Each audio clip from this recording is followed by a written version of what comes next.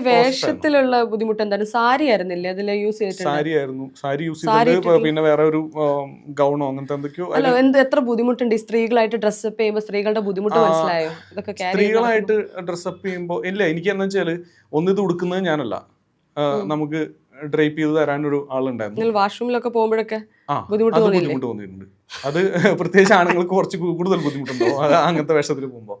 പിന്നെ ഇനീഷ്യലി എനിക്ക് തോന്നിയത് എന്താ വെച്ച് കഴിഞ്ഞാൽ നമ്മുടെ ഉള്ളിലൊക്കെ കുറെ ഇൻഹിബിഷൻസ് ഉണ്ട്. Like me being Arun Raghav അല്ലെങ്കിൽ യു ബീയിങ് നിമിഷ, നമ്മുടെ ഉള്ളിലൊക്കെ ഞാൻ ഇതാണ്, എൻ്റെ സ്വഭാവം ഇങ്ങനെയാണ്. നമ്മളൊരു അറിയാണ്ടാണെങ്കിൽ പോലും നമുക്കൊക്കെ കുറേ നമ്മളെ റെസ്ട്രിക്ട് ചെയ്ത് വെച്ചുകൊണ്ട് നമ്മൾ ജീവിക്കുന്നത് അല്ല. എൻ്റെ ആഗ്രഹങ്ങൾ കുറേ ഉണ്ടാവും, പക്ഷെ ഞാനായിട്ട് നിന്നുകൊണ്ട് എനിക്ക് ചെയ്യാൻ പറ്റാത്ത ഒരുപാട് ആഗ്രഹങ്ങളുണ്ട്.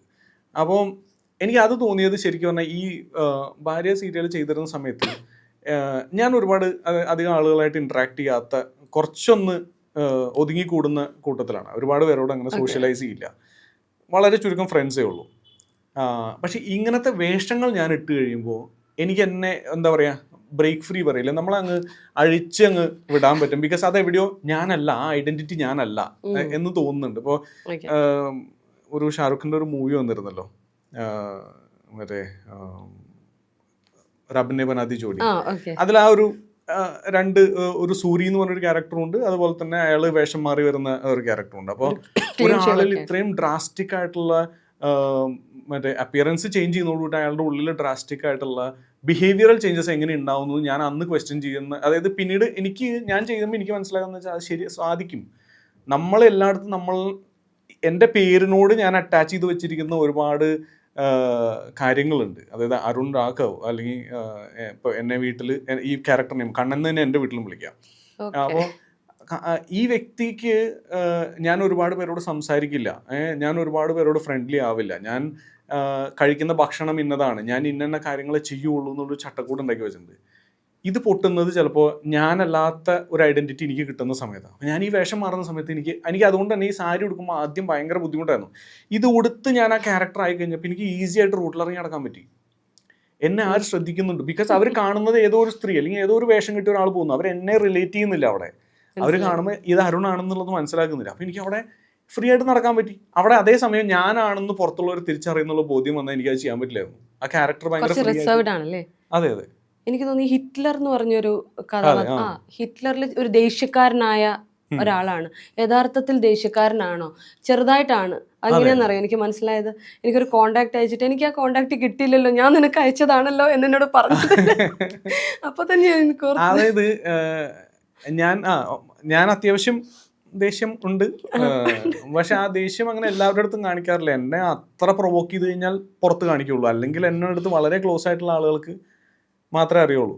ഞാനിപ്പം ഞങ്ങൾ സുഹൃത്തുക്കൾ കൂടിയിട്ടൊരു പ്രൊജക്റ്റ് ഇങ്ങനെ ചെയ്യാൻ വേണ്ടിയിട്ടൊക്കെ പ്ലാൻ ചെയ്ത് നമ്മൾ ആദ്യം സ്റ്റോറി, അപ്പം ഞാനിതിന് മുമ്പ് ചെയ്തു വെച്ചതാണ്, അതിൻ്റെ സ്റ്റോറിയും കാര്യങ്ങളൊക്കെ പറഞ്ഞു കഴിഞ്ഞപ്പോൾ നമുക്കിത് ചെയ്യാമെന്നൊക്കെ പറഞ്ഞു. സോ ഇപ്പോൾ മഹാലക്ഷ്മിയിലുള്ള കുറച്ച് ഫ്രണ്ട്സും കൂടെ കൂടിയിട്ട് സംസാരിച്ചപ്പോൾ നമുക്കിത് ചെയ്യാം എന്ന് പറഞ്ഞു. അങ്ങനെ ഞാൻ സ്റ്റോറി പറയുന്നു, നമ്മളിതിൻ്റെ കാര്യങ്ങളായിട്ട് ഇങ്ങനെ ഡിസ്കഷനും കാര്യങ്ങളും മുന്നിൽ പോയി. ഞാൻ ഒരു ദിവസം വിളിച്ചിട്ട് എല്ലാവരോടും പറഞ്ഞു, ആദ്യം തന്നെ ഞാനൊരു കാര്യം പറയാം, ഞാൻ ഈ കാണുന്നതല്ല, ഞാനൊരു കാര്യം പറഞ്ഞ് നമ്മളിപ്പോൾ ഒരു കാര്യം സീരിയസ് ആയിട്ടൊരു പരിപാടിക്ക് വേണ്ടി ഇറങ്ങുന്ന സമയത്ത് അവിടെ വന്നിട്ട് തമാശകളി വരുമ്പോൾ എനിക്ക് പെട്ടെന്ന് പ്രൊവോക്ഡ് ആവും ഞാൻ.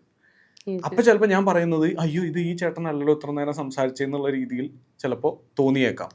അതിൻ്റെ കാരണം എന്ന് പറയുന്നത് നമ്മൾ ചെയ്യുന്ന പ്രവൃത്തിയോടുള്ള അതെന്താണോ അപ്പോൾ ചെയ്യുന്നത് അതിന് സീരിയസ്നെസ് കൊടുത്തുകൊണ്ട് നമ്മൾ ബിഹേവ് ചെയ്യണം. അതിപ്പോൾ ആരുടെ അടുത്തായാലും ഞാൻ അങ്ങനെ തന്നെയാണ്. ഇപ്പോൾ രാജേഷ് ഹെബ്ബാർ സാജൻ ചേട്ടൻ എന്നോട് പറഞ്ഞിട്ടുണ്ട്, നീ ഇങ്ങനെ മുഖത്തടിച്ച പോലെ ഒന്നും പറയരുത്, ഈ ഫീൽഡിൽ നിൽക്കാൻ പറ്റില്ല.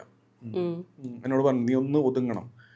ഞാൻ റോങ് ആയിട്ടുള്ളത് കണ്ടാൽ ഞാൻ റിയാക്ട് ചെയ്തു പോകും. ഞാൻ എത്രയൊക്കെ വേണ്ടെന്ന് വെച്ചാലും ചെയ്തു പോകും. പക്ഷെ അതവിടെ കഴിഞ്ഞില്ലേ, റിയാക്ട് ചെയ്തു അതവിടെ എൻ്റെ തീരും.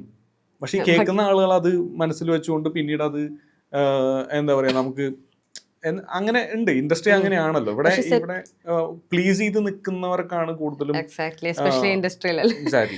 ഈ സെറ്റിൽ എപ്പോഴെങ്കിലും അങ്ങനെ കൈവിട്ട് ദേഷ്യപ്പെട്ടിട്ട്, അത് ഞാൻ ഡീറ്റെയിൽ ചെയ്യുന്നില്ല, ഉണ്ട്. എനിക്ക് തോന്നുന്നു നമ്മൾ ദിവ്യ ആയിട്ടുള്ള ഒരു ഇന്റർവ്യൂവിൽ പറഞ്ഞിട്ടുണ്ട് വീട്ടിലും ഹിറ്റ്ലർ ആണോ. ശരിക്കും വീട്ടിലും ഹിറ്റ്ലർ ആണോ? അല്ല ഹിറ്റ്ലർ ഒന്നുമല്ല ഞാൻ. അതായത് എനിക്ക് ദേഷ്യം വരും ഈ പറഞ്ഞത്, അത് ഓരോരുത്തരുടെ സ്വഭാവത്തിന്റെ ഭാഗമാണ് എന്ന് കരുതി ഞാൻ ഓവറായിട്ട് റിയാക്ട് ഒരാളെ ഫിസിക്കലി പിടിച്ചൊന്നും ചെയ്യുകയോ അല്ലെങ്കിൽ അങ്ങനത്തെ ഒന്നുമില്ല. ഞാനിപ്പോൾ മോൻ്റെ അടുത്തായാലും ചില സമയത്ത് പിടിവിട്ട് അങ്ങ് ദേഷ്യപ്പെട്ടു പോകും. ഇത് കഴിഞ്ഞ് ഞാൻ അവനെ തന്നെ വിളിച്ചിട്ട് സോറി ഇടാ, ഞാൻ തന്നെ സോറി പറയും അവനെ വിളിച്ചിട്ട്. അവനും അങ്ങനെ തന്നെ അറിയാതെ ഞാൻ പറയും രണ്ട് കാര്യം. ഒന്ന്, എൻ്റെ ടെമ്പർ വിടുന്നു എന്ന് കാണുമ്പോൾ നീ കൂടുതൽ എന്നെ പ്രൊവോക്ക് ചെയ്യാതിരിക്കാൻ ശ്രമിക്കൂ പ്ലീസ്, ഞാൻ പറയും. അപ്പം അവനും ഇത് പറ്റില്ല. അവനും ഞാൻ ദേഷ്യപ്പെടുന്നു പറഞ്ഞിട്ട് അവൻ എന്നെ പ്രൊവോക്ക് ചെയ്യും. അവസാനം ഞങ്ങൾ തമ്മിൽ വഴക്കായി ഞാൻ മിണ്ടാതിരിക്കും. കുറച്ച് എണ്ണാവും വന്നിട്ട് സോറി പറയും. അപ്പം ഞാനും തിരിച്ച് സോറി പറയും. അങ്ങനെയൊക്കെയാണ് വീട്ടിൽ പോയി. എന്തായാലും ഉറങ്ങുന്നതിന് മുന്നേ എല്ലാം അങ്ങ് സോൾവ് ഓ യെസ് യെസ്, അത് മതി. നമുക്ക് ആ പ്രൊവോക്ക് ചെയ്ത് ആ സമയം കുറച്ച് വലിയ പ്രശ്നങ്ങളല്ല പറയുന്നത്. ഞാൻ പെട്ടെന്ന് ദേഷ്യം വരും. അത് ചെറുപ്പം മുതലേ ഉള്ള ഒരു പ്രശ്നമാണ്. അതെല്ലാവർക്കും അത് നമുക്കൊന്നും മാറ്റാൻ പറ്റില്ല, എല്ലാവർക്കും ഉള്ളതാണ്. പക്ഷെ ഞാൻ അങ്ങനെ ബാഡ് വേർഡ്സ് യൂസ് ചെയ്യാറില്ല, തല്ലാൻ പോവാറില്ല. പക്ഷെ റിയാക്ട് ചെയ്യും. അത് എല്ലായിടത്തും റിയാക്ട് ചെയ്യും, അതാ പ്രശ്നം. അത് ഇപ്പം ഈ പറഞ്ഞ പോലെ ഇപ്പം സീരിയൽ ലൊക്കേഷൻസിലൊക്കെ എന്ന് പറയുമ്പോൾ നമ്മളിവിടെ ഒരുപാട് പേരെ പ്ലേസ് ചെയ്ത് നിൽക്കേണ്ട ഒരു സ്ഥലമാണ് ശരിക്കും ഈ ഇൻഡസ്ട്രി. ഞാൻ പറഞ്ഞില്ലേ, ഈസിലി റീപ്ലേസബിൾ ആണ്. When you are easily replaceable you are in A vulnerable place, അല്ലേ? പക്ഷേ ഇവിടെ മൊത്തത്തിൽ എനിക്ക് തോന്നുന്നു അരുണേട്ടനെ അങ്ങനെ പ്ലീസ് ചെയ്ത് നിൽക്കേണ്ട ഒരു ആവശ്യമൊന്നും വരുന്നില്ല. ഇനിയിപ്പോൾ ഫസ്റ്റ് മൂവിയുടെ കാര്യം ഇടയിൽ പറഞ്ഞു, എനിക്ക് തോന്നുന്നു ഭാവനായിട്ടാണ് അല്ലേ ഭാവന ചേച്ചിയായിട്ട് ഫസ്റ്റ് മൂവി. ഇപ്പോഴും നല്ല കോണ്ടാക്ട് കണക്ഷൻസ് ഒക്കെ കീപ്പ് ചെയ്യുന്നുണ്ടോ? ഇല്ല, ഭാവന ആ ഒരു സമയത്ത് കോണ്ടാക്റ്റിലുണ്ടായിരുന്നു.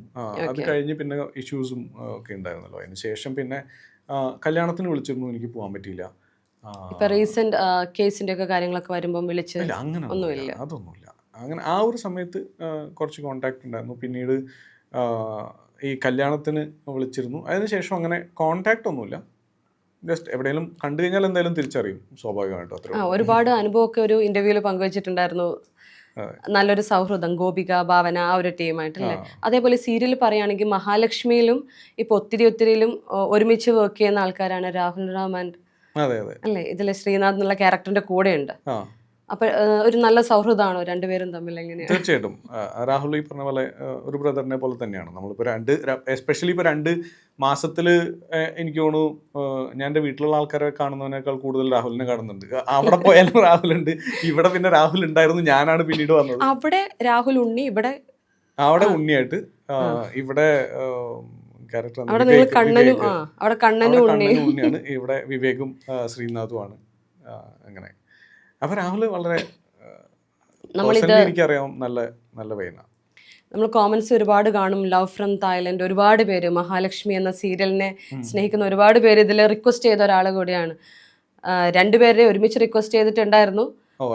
എന്തായാലും നൈനയായിട്ട് നമുക്ക് വീണ്ടും ഒരു പ്രാവശ്യം ഇരിക്കാം. കാരണം ആ പേരിന് ഒരുപാട് ഇഷ്ടപ്പെടുന്ന ഒരുപാട് ആൾക്കാരുണ്ടല്ലേ.